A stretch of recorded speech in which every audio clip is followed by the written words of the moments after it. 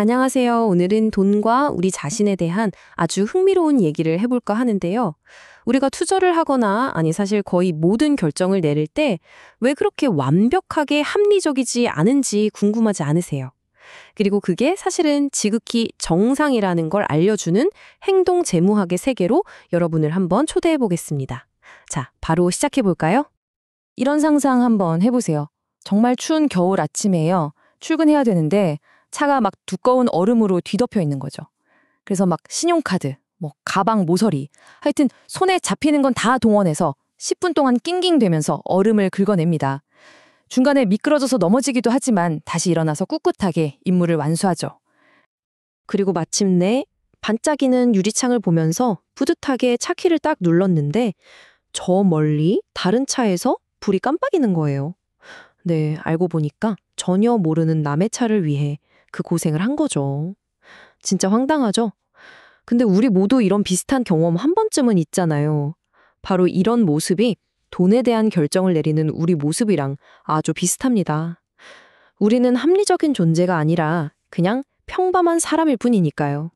사실 오랫동안 경제학에서는요, 우리 인간을 모든 정보를 완벽하게 분석해서 최선의 결정을 내리는 거의 계산기 같은 존재로 봤어요. 근데 현실은 전혀 그렇지 않잖아요. 행동재무학은 바로 이 지점에서 시작합니다. 합리적인 인간이라는 오래된 신화를 깨고 평범한 인간의 진짜 모습을 들여다보는 거죠. 자, 이 표를 한번 보시면 그 차이가 확 느껴지실 거예요. 왼쪽에 옛날 표준 재무학을 보면 인간은 합리적이고 뇌는 계산기 같고 오직 돈만 좇는다고 하죠. 하지만 오른쪽의 행동 재무학은 완전히 다릅니다. 우리는 합리적이라기보단 평범하고 뇌는 복잡한 계산 대신 직감과 감정을 쓰고 단순한 돈이 아니라 돈이 주는 의미를 찾는다고 말해요. 바로 이 관점의 차이가 핵심입니다. 좋아요. 그럼 우리 뇌는 실제로 어떻게 결정을 내릴까요? 자, 이제 우리 머릿속에 깔려있는 두 개의 다른 운영 체제를 한번 들여다보겠습니다. 노벨 경제학상을 받은 심리학자 데니얼 커너먼이 우리 뇌에 두 가지 시스템이 있다고 설명했는데요. 시스템 1은 아주 빠르고 자동적인 직감이에요. 예를 들면 저 사람 표정이 왜 저렇지? 하고 바로 느끼는 것 같은 거죠. 반면에 시스템 2는 느리고 노력이 많이 필요합니다. 복잡한 수학 문제를 풀거나 중요한 계약서를 검토할 때처럼 의식적으로 머리를 쥐어짜면서 생각하는 과정이에요. 자, 그럼 여러분의 뇌를 직접 한번 테스트해 볼까요? 제가 문제를 낼 테니까 이걸 보고 머리에 딱 떠오르는 답을 한번 바로 생각해 보세요. 존은 6일, 메리는 12일. 둘이 같이 마시면 며칠 걸릴까요? 딱 5초 드릴게요. 혹시 9일이라고 바로 답이 떠오르지 않으셨나요? 네, 그랬다면 여러분의 시스템 1이 지금 엄청난 속도로 작동한 겁니다. 6과 12의 중간쯤이니까 9일. 되게 그럴듯하죠? 하지만 이게 바로 시스템 1이 던져준 빠르지만 아쉽게도 틀린 답입니다. 자, 이제 좀 귀찮더라도 우리 시스템 2를 한번 깨워볼까요? 여기 계산을 차근차근 따라가 보죠. 먼저 존은 하루에 물통의 6분의 1을 마셔요.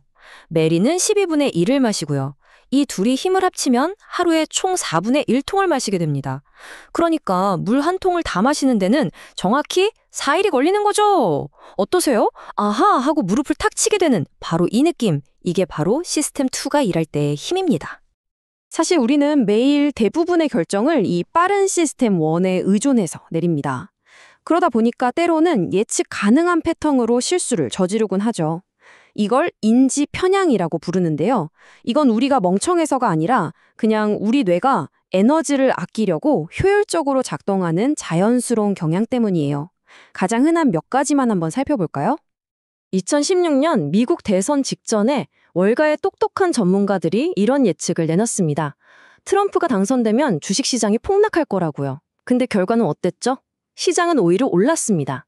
이게 바로 다음 편향을 설명하는 아주 좋은 예시가 됩니다.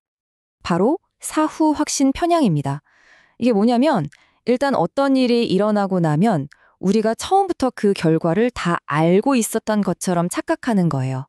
내가 트럼프 될 줄 알았어. 라던가 거봐 시장 오를 줄 알았지. 라고 말하는 것처럼요. 그러니까 다음에 누가 네 그럴 줄 알았어. 라고 말하면 아, 저건 대단한 예지력이 아니라 우리 뇌의 자연스러운 착각일 수 있겠구나 하고 한번 생각해 보세요. 만약 누가 여러분에게 와서 이렇게 말한다고 생각해 보세요. 이 회사는요, 구급차 업계의 우버입니다.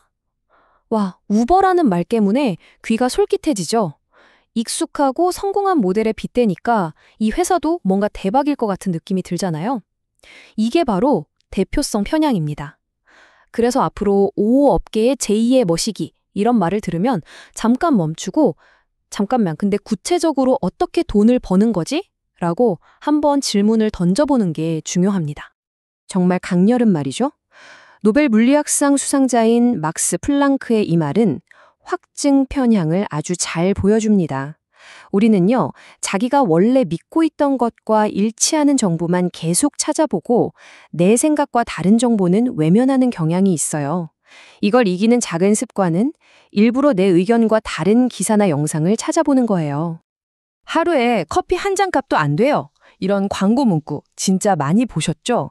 사실 1년이면 수십만 원인데 하루 몇천 원이라는 작은 기준점이 딱 제시되면 왠지 모르게 되게 싸게 느껴져요. 이게 바로 기준점 편향입니다. 처음 들은 숫자가 우리 머릿속에 닻을 내려버리는 거죠. 앞으로는 어떤 가격을 처음 들었을 때, 아, 지금 이 숫자가 내 판단에 닻을 내리고 있구나라고 한번 의식해보는 것만으로도 큰 차이를 만들 수 있습니다. 자, 지금까지는 우리 뇌의 어떤 인지적인 오류, 계산 실수 같은 것에 초점을 맞췄잖아요. 그런데 행동 재무학은 여기서 한 걸음 더 나아갑니다. 우리의 돈에 대한 결정이 단순히 계산착오가 아니라 훨씬 더 깊은 감정적이고 표현적인 욕구와 연결되어 있다고 말하거든요. 이 광고 문구 한번 보세요. 우리 상품 수익률이 얼마입니다. 이런 얘기를 하는 게 아니죠. 존중받고 싶다는 우리 마음속 깊은 곳의 감정적인 욕구를 정확하게 건드리고 있는 거예요. 금융 서비스가 이제는 우리의 돈뿐만 아니라 우리의 마음까지도 목표로 하고 있다는 증거입니다. 맞아요. 우리가 돈을 통해 정말로 얻고 싶은 건 사실 이런 것들입니다. 우리 가족을 잘 돌보고 내 신념에 맞는 투자를 하고 다른 사람들에게 인정받고 또 내가 속한 공동체에서 존중받는 느낌 같은 거요. 결국 우리의 투자 결정 하나하나는 이런 복합적인 욕구들이 얽혀서 만들어지는 아주 인간적인 활동인 셈이죠. 결국 행동재무학이 우리에게 주는 가장 큰 교훈은 바로 이거라고 생각해요. 우리가 뭐 결함이 있거나 부족한 존재가 아니라 그냥 지극히 인간적일 뿐이라는 것. 우리 뇌가 어떻게 생각의 지름길을 택하고 감정에 휘둘리는지 그 패턴을 아는 것만으로도 우리는 더 나은 선택을 할 수 있는 지혜를 얻게 되는 겁니다. 네, 맞습니다. 우리 자신의 평범함을 그냥 인정하고 이해하는 것. 그리고 어떤 결정을 내릴 때, 아, 지금 내 뇌가 또 편향에 빠지려고 하네? 라고 알아차리는 것. 바로 그것이 더 현명한 재무적 결정, 나아가 더 나은 인생의 결정을 내리는 가장 중요한 첫걸음입니다. 나를 아는 것이 모든 지혜의 시작이니까요. 자, 오늘 함께 살펴본 내용들을 바탕으로 마지막 질문 하나를 던져볼게요.